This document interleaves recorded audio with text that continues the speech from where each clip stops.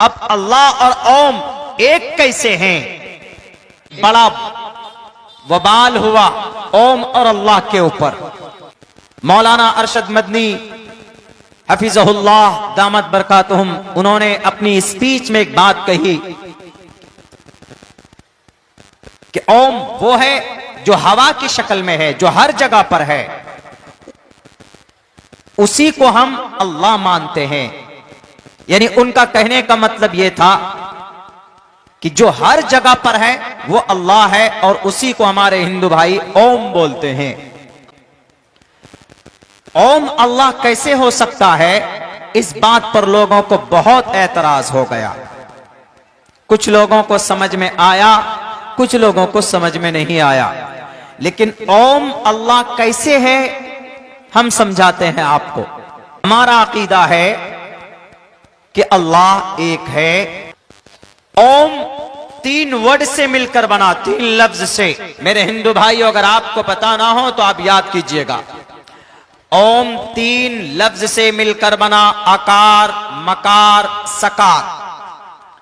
ओम, आकार, मकार, सकार। इसी ओम का, बल्कि यूं कहिए कि विष्णु, ब्रह्मा और शिव जी को समेटकर ओम बनाया गया। विष्णु, ब्रह्मा, शिव का शॉर्ट नाम ओम।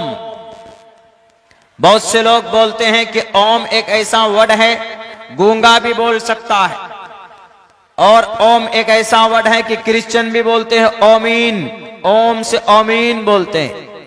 और इस्लाम में भी डाल देते हैं कि मुसलमान भी सूरह फातिहा पढ़ते हैं तो बाद में ओमीन बोलते हैं, यानी ओम बोलते हैं। वो एक गलत कॉन्सेप्ट है। तो ये ओम 3 नाम से मिलकर बना, विष्णु, ब्रह्मा, शिव, ओम। तो अल्लाह के मुकाबले में कैसे हुआ? अब देखिए, ब्रह्मा भी ओम में है। तो ब्रह्मा का मतलब क्या है? ब्रह्मा का मतलब अदम से चीज को वजूद में लाना। कोई चीज नहीं थी, उसको पैदा करने की जिम्मेदारी ब्रह्मा की होती है। ब्रह्मा जो विष्णु के नाभि से पैदा हुए, वो ब्रह्मा जो पूरी दुनिया का क्रिएटर है। दुनिया में जितनी भी चीजें, उन तमाम चीजों को पैदा करने वाली जात ब्रह्मा। और इसी ब्रह्मा का अरबी में ट्रांसलेशन कीजिए। If you translate Brahma into Arabic language, exact the word will be in Arabic language अल खालिक। ब्रह्मा मीन्स पैदा करने वाली जात। अरबी में अल खालिक, इसमें फाइल, पैदा करने वाली जात। जो ब्रह्मा का मतलब वही अल खालिक का मतलब, सेम मीनिंग देख लीजिए। और अल्लाह का ही नाम है अल खालिक। अल्लाह का एक नाम अल खालिक, अल्लाहु खालिकु कुल्ली शै। अल्लाह तबारक व तआला ने कायनात के तमाम चीजों को पैदा किया और पैदा करने वाला है। अल खालिक, ब्रह्मा, दोनों को अलग कीजिए। दूसरा नाम क्या है? दूसरा नाम ओम में विष्णु है। और विष्णु का मतलब पालना, पैदा करना ब्रह्मा की जिम्मेदारी, और पालना पूरे संसार को, मर्द हो, औरत हो, जानवर हो, मछली हो, दुनिया के अंदर जिसको रोजी दी जा सकती है, ऑक्सीजन दी जा सकती है, ये टोटल जिम्मेदारी किनकी है? ये टोटल जिम्मेदारी विष्णु की है, जो पालता है। पालने वाली जात का नाम संस्कृत में विष्णु। अब इसका ट्रांसलेट अरबी में कीजिए तो क्या होगा? इसका ट्रांसलेट अरबी में करेंगे तो अरबी में अल्लाह को क्या बोलते हैं? रब्बुल आलमीन। विष्णु का एग्जैक्ट मतलब अरबी में रब्बुल आलमीन, दोनों जहान का रब है, पालने वाला है दोनों जहान का। अब क्या मतलब हुआ? रब्बुल आलमीन का संस्कृत में नाम विष्णु, अल खालिक का संस्कृत में नाम ब्रह्मा, और अल खालिक और रब्बुल आलमीन किसका नाम? अल्लाह का। एक और नाम रह गया शिव।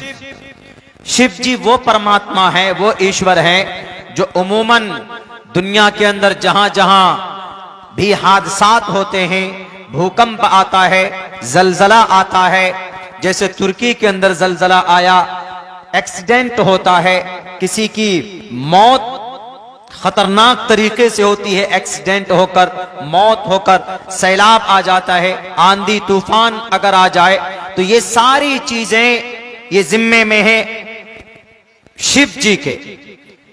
शिव, गुस्से वाली सिफत को शिव बोलते हैं। अब इसी शिव को अरबी में लेके जाएंगे तो क्या बनेगा? अल क़हार। अल्लाह की ही सिफाती नाम में से एक नाम है अल क़हार। रब्बे जुल जलाल जब गुस्से में आता है, अल्लाह तबारक व ताला की सिफत क़हारियत जब जोश में आती है, तो फिर दुनिया की कोई ताकत अल्लाह तबारक व ताला के पकड़ से नहीं बचा सकती। हमारा अकीदा है कि अल्लाह एक है, अल्लाह दो नहीं है, तीन नहीं है, चार नहीं है। लौ कान फीहिमा आलिहतुन इल्लल्लाहु लफसदता। इस पूरे ब्रह्मांड में, पूरी दुनिया में एक ही अल्लाह है, दो नहीं है। अल्लाह एक है। इसी अल्लाह को फारसी में खुदा, अरबी में अल्लाह, इंग्लिश में लॉर्ड एंड गॉड, संस्कृत में परमेश्वर, परमात्मा, परम शक्तिमान, अजनिमा, लेकिन है एक अल्लाह। बाकी और अर्रहमान कौन है फिर? अर्रहीम कौन है फिर? जब्बार कौन है? क़हार कौन है? रब्बुल आलमीन कौन है? अल खालिक फिर कौन है? अल्लाह एक है। ये अल्लाह तबारक व ताला के औसाफ हैं। अल्लाह ने कुरान करीम में बयान किया, वलिल्लाहिल अस्माउल हुस्ना। अल्लाह के बहुत खूबसूरत खूबसूरत नाम है, अच्छे अच्छे नाम। कुलिदुल्लाह अविदुर रहमान। अल्लाह कह के पुकारो या रहमान कह के पुकारो, दोनों का मतलब एक ही होगा। रहमान एक अल्लाह की सिफत है, रहीम अल्लाह की सिफत है, वदूद अल्लाह की सिफत है। और एक इंसान में जैसे अलग अलग सिफत हो सकती है, जैसे मैं, आप में से कोई लड़का स्टूडेंट है, लेकिन वो बेहतरीन क्रिकेट खेलता है, तो आप क्या कहेंगे कि ये क्रिकेटर बढ़िया है। बेहतरीन गाड़ी ड्राइव करता है, आप क्या कहेंगे कि बेहतरीन ड्राइवर भी है। बेहतरीन स्पीकर भी है, स्पीच अच्छी देता है, तो आप ये भी कहेंगे कि ये बेहतरीन स्पीकर भी है। या और भी कुछ हुनर आते हैं उसमें, तो उसका नाम ड्राइवर भी है, उसका नाम बैट्समैन भी है, उसका नाम बॉलर भी है, उसका नाम अलग अलग है। क्योंकि अलग अलग हुनर होने की वजह से, ऐसे ही समझ लीजिए अल्लाह तबारक व ताला समझाने के लिए बोल रहा हूं। नाम अल्लाह का अल्लाह एक, अल्लाह के औसाफ कमालात, नाम बहुत प्यारे प्यारे, बहुत सारे नाम। वलिल्लाहिल अस्माउल हुस्ना फदऊहु बिहा। जिस नाम से चाहे अल्लाह को पुकार लो, लेकिन अल्लाह एक। ऐसा नहीं कि अल्लाह है सबसे बड़ा, लेकिन अर्रहमान छोटा वाला अल्लाह है, अर्रहीम उससे छोटा वाला है, अल खालिक और छोटा वाला है, रब्बुल आलमीन और छोटा है। नहीं, अल्लाह एक है। अल्लाह तबारक व ताला की विशेषताएं हैं, कुरान से दलील में दे चुका हूं आपको। अब हमारे हिंदू भाइयों में आइए। हमारे हिंदू भाइयों के यहाँ, चूंकि हिंदू भाइयों की तादाद बहुत अच्छी खासी तादाद में है, बड़ी तादाद में, उनको भी समझना है, उनको समझाना है। एको देवा सर्वभूतेषु गूढ़ा। देव एक, परमात्मा एक है। अब इतने सारे नाम जो फिर देव परमात्मा के, ब्रह्मा है, विष्णु है, शिव है, गणेशा है, और भी नाम है, हरि है, वो क्या है फिर? एक मंत्र है गुरुड़ पुराण का, इंद्रम, इंद्र, मित्र, वरुण। इंद्र भी नाम है भगवान के, मित्रा भी नाम है ईश्वर के, वरुण भी नाम है ईश्वर के। इंद्र, मित्रा, वरुण, एकम सद विप्रा बुधा वदंती, ईश्वर एक ही है लेकिन नाम अनेक हैं ईश्वर के। विष्णु उसी एक ईश्वर का नाम, शिव उसी एक ईश्वर की एक अलग सिफत, ब्रह्मा उसी एक ईश्वर की एक अलग रूप है। इसीलिए कहा गया त्रिदा भिन्नो हम विष्णु ब्रह्म शिव, त्रिदा भिन्नो, तीन अलग अलग नाम है। त्रिदा भिन्नो हम विष्णु ब्रह्म शिव, हरार्या गुण रसिकुलो हम सदा हरे, एकम सद विप्रा बुधा वदंती। तीन अलग अलग नाम है लेकिन एक ईश्वर है। उसी एक ईश्वर को विद्वानों ने अनेक नामों से पुकारा है। जैसे कुरान में है वलिल्लाहिल अस्माउल हुस्ना फदऊहु बिहा, अल्लाह के बहुत सारे अच्छे अच्छे नाम हैं। तारीख गवाह है, अल्लाह को गुस्सा आया तो कौम लूत तबाह बर्बाद कर दिया गया।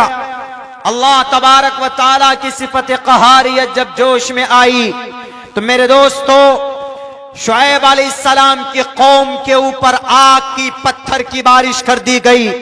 जब अल्लाह तबारक व ताला की सिफत क़हारियत जोश में आती है तो नूह अलैहिस्सलाम की कौम को पानियों के जरिए से पूरी दुनिया के इंसानों को तबाह बर्बाद कर दिया जाता है। क्यों? वो ईश्वर को नहीं मानते, अल्लाह को नहीं मानते थे। अल्लाह गुस्से में आता है, अल्लाह तबारक व ताला फिर पूरी उस कम्युनिटी को बर्बाद कर देता, हलाक कर देता। क्यों? न मानने की वजह से।